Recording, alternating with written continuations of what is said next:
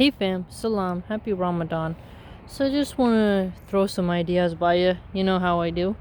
So one of the reasons why I think you need to teach your daughter and your son, but mostly this is going to be focused on daughters, is that there's going to come a time where they're going to need to protect themselves from bullies. And if you live in the United States or you want to come to the United States and your kid is going to go to a public school, you need to understand how violent the schools are, and you need to understand how little the teachers protect your students. When I was growing up, I fought a lot in schools. I only ever went to public schools. Junior high and high school, I fought a lot. I mean, a lot. You have to. You have to fight because that shows the other students that you're going to fight no matter what. So if they surround you in the hallway, by your locker, you're going to square up no matter what. And then, it sends a message. Because if you are very soft, the wild students, they're going to surround you. So my little one, the other day, another student grabbed her by the throat and tried to hurt her. And since my kid is trained in martial arts and she's highly disciplined and I've trained her well by the will of Allah, she was able to use knee kicks and get the bully off of her. Now, this wasn't the first time a bully has done something to my kid. There was once a boy who pulled my kid's pants down in front of all the other students. And when I went up to the mother and, was firm, I wanted to crack a jaw, but I didn't. And I was firm and let her know what her son did was wrong. The school saw me as me being in the wrong. And all they made that little stupid boy do was write a letter. And, didn't really mean much. So he didn't really get punished. Or his parents. So, also, when she was even younger, in one of her schools, a group of kids, I don't know if you know what a jump rope is, but kids, they play with it on the playground. It's a rope that they jump up and down with. They took that jump rope, wrapped it around her neck, and pushed her on the ground and choked her with it. So, my kid is strong also because I train her, but because bullies have tried to attack her. And, a lot of kids get bullied. It's pretty violent, the public schools.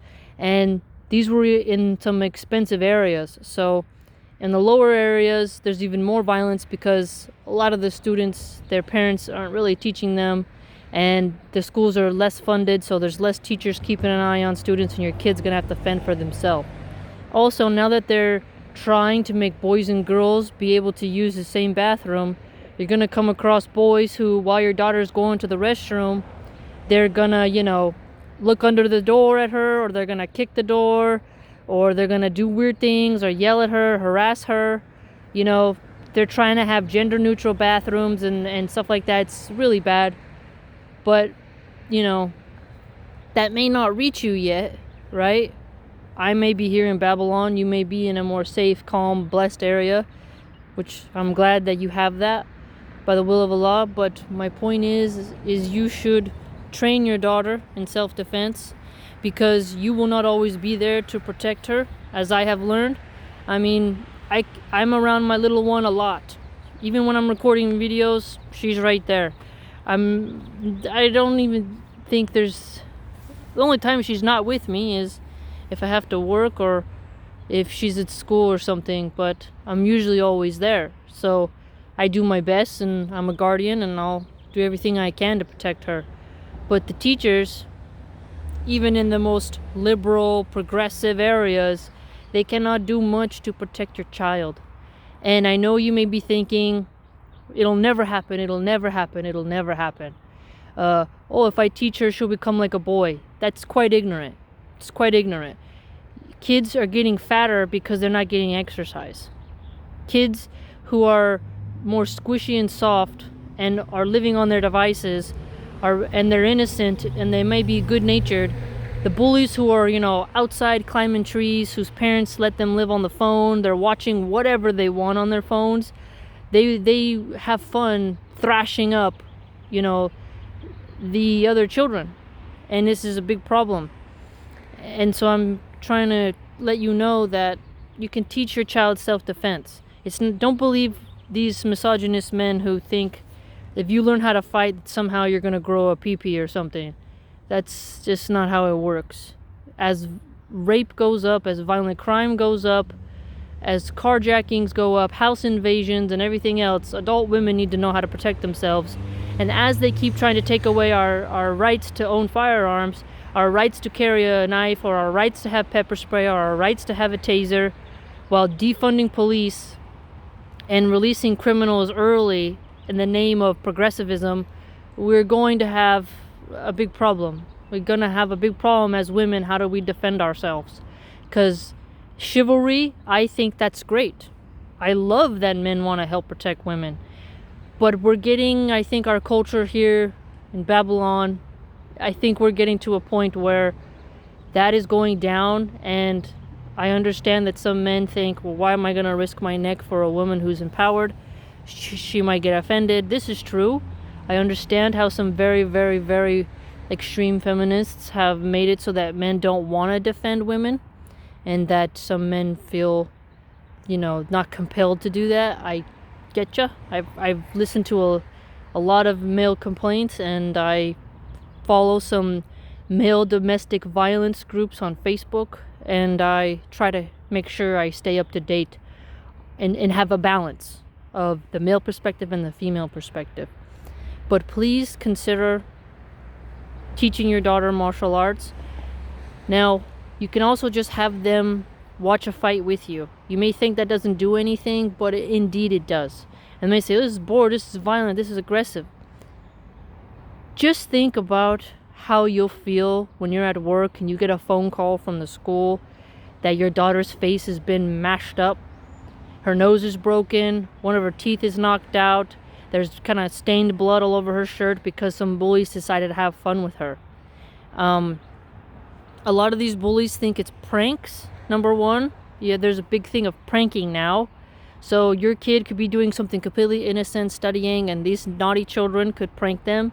And people will say, well, it's kids just being kids.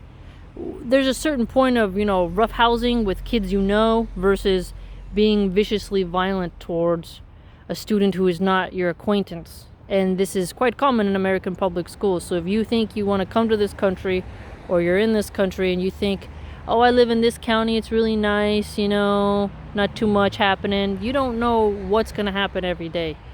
And if you just teach your daughter a couple moves, how to use her elbows, how to do some knee kicks, you watch a couple martial arts, you teach her to have strength and honor, and you empower her to know that you have a right to tell someone to get away from you. You have a right to say you have a boundary to yourself. Because today, more and more, the wild ones want to have fun being like hyenas and jackals circling around the more noble children. Because they want what they perceive as a more easier target. Because a lot of children think that if your child speaks well, they don't curse, they don't swear, they respect the teacher, they see that as a sign of weakness, and they want to, hurt them. And a lot of parents, like I said, as I've come to see, they really kind of just let their kids go wild. They're on their phones, smoking a cigarette, or, drinking Chardonnay, or their dad's having a beer, and their kid's just out there. And other parents are just like, well, what's going on here? Like, you got to let kids have freedom, but at the same time, you have to have leadership, responsibility, and discipline. And your wonderful daughter, who may be a good student, and you think, she might be super soft and tender, she's going to have to toughen up. As she gets to high school, and this new era of the digital age, these girls are brutal. I knew girls who used to hide box cutters in their hair, slice up girls' faces, crack your jaw on the curb. Fierce fighting. When I used to go to high school, I used to carry brass knuckles. Even when I was walking home, there'd be someone on the train tracks, because I lived around a lot of trains. You'd be walking home by the train tracks, and there's someone there waiting, and you're just minding your own business, and they want to do something, and you're going to have to defend yourself. I've fought men a lot. Indeed, they're more stronger than me, but I still tried. I didn't just lay down and take it and cry. I got up and, wiped the blood from my nose, and you keep on going home. There's also an epidemic, you have to understand, of very violent porn is being taught to our men in the United States, unfiltered, because there's not, caps on that. So men are watching and consuming adult media that is very, very violent and has a lot of vicious rape scenes. So you have to do your part in educating your daughter, because the youth, the young men without fathers, even with fathers, their fathers aren't checking their sons' phones, and even if they have filters, they can still get around that. They're watching. There's difference between warrior energy and predator energy. There's a lot of predator energy going on in our country, and vicious ways of, really degrading women, and women degrading themselves and asking to be degraded. And those types of men and women look at the glowing light on your child, and they, like a moth to the lamp, they try to go to it. They can't help it. They're so lacking inside that they want to, get the next target to feed on that. And you might be at work, you might drop your kid off at school, your daughter might be walking home after class from high school, and there they are. And if your country has banned you from allowing your child to carry any self-defense, and banned you from allowing to have a firearm, and there's, a bunch of them, there's going to be a problem. And so several places I lived, there was 18th Street gangbangers on the stairs of my apartment, and I have to walk through them as they're hanging out on the stairs to get to my door. And any one of them could have smacked my butt, or, pinched it, or, done something. But if you go strong with energy, sometimes they move and sometimes they really won't. And there's also a lot of bigger women who are they're maybe 6 feet tall women, fat, and, they're in the drug dealing business, and they'll try to mess you up too. I've had that before, and you have to be strong and be like, yeah, okay, I'm going to keep going where I got to go, man, So what I'm telling you is that for now, you might be in a little safe area. Like, I've talked to some parents, and I've told them, are you going to get your child enrolled in martial arts? They're like, oh, she's fine. We're going to go to this private school, this Catholic school. And I just kind of think to myself, that's not helpful. It's an asset to have a safe school, private, safe, religious school. But your kid's going to get a job. They're going to have to be out in the world. You need to fortify them with strength. This world is becoming less of the noble soldier energy and more of the guerrilla, which is more of the more just out there rioting, senseless violence for the sake of violence and malice. I understand that's always existed, but today it's more amplified by musicians. It's more promoted by the media as a sense of justice, and the police chiefs are told to stand down, and we have activist mayors who condone it. Lawlessness is taking over a lot of places, and you must prepare. I know if you live in a different country, maybe that might not be an issue for you, but if you ever visit here, and honestly, that same consciousness exists in every country. I think it's foolish to assume you will always be safe and protected, that, you're so perfect that nothing bad could ever happen to you. I'm not saying walk around paranoid, but I'm saying that you should prepare and be proactive rather than retroactive. Some children, after they get beaten up, it really affects them for a while. And other kids, if they've fought a couple times and they've sparred, like my little one spars. You spar with boys, you spar with girls, and you knuckle up. You win some, you lose some, and you learn to take a hit and how to give a hit. You learn sort of the sportsmanship. Soccer is not exactly going to give you that same energy, because you're not exactly fighting in soccer. You may trip and get back up. Great cardio for running if you have to escape some criminals. But martial arts, wrestling, some type of, taekwondo, jiu-jitsu, kung fu, there's so many now, a hybrid of all those even, you can fortify your child. And you may say she's soft, she doesn't want to, but you kind of have to be the parent and get the staff and poke and be like, you're going to do it, because, kids are getting bullied. Kids are getting really bullied. Hardcore. And a teacher cannot save your kid. Just like if someone invades your home, the police come after the fact. That's why you need proactive security measures. So, hear me out. You can't just teach your boys how to defend and think all boys are going to come save your daughter when it matters. Because if you look around, oftentimes people, they just pull out their phones and record what happens. One time in my sociology class, we watched a video where a woman was being murdered in New York, right in the street, and she was screaming for help, and people just looked out their windows and filmed it. Literally no one came to help her. Another one was, there was a woman who was trying to go on the subway, and a man grabbed her and forced himself upon her, and no one came to her aid, and people were just stood around recording.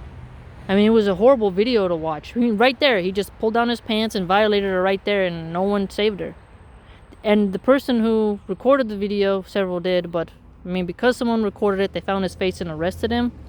But it does go to show, though, that no one went to her aid. There was no officers around, and she had no weapon to defend herself, and he was stronger than her, and he took what he wanted, and she's traumatized from that.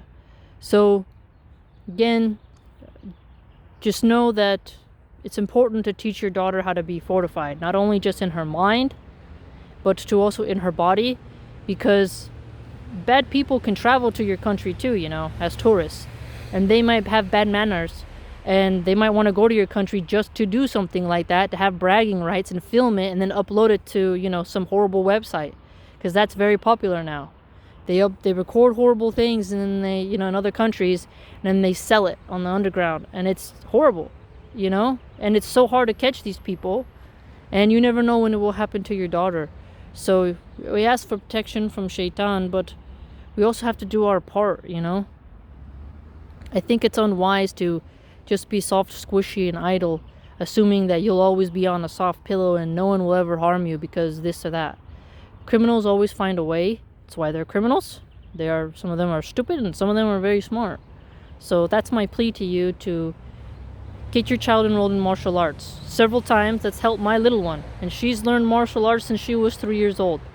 And if I have sons in the future, God willing, you better believe that they're gonna, as soon as they can learn to walk, they're gonna know how to hold their fists up and how to hold their feet and everything like that. They're gonna know how to control their breathing. They're gonna learn all kinds of stuff, God willing, if I'm still there and I survive. Childbirth and stuff. No one ever knows how long you'll live. But my sons and my daughters will both know how to take care of an enemy if they approach.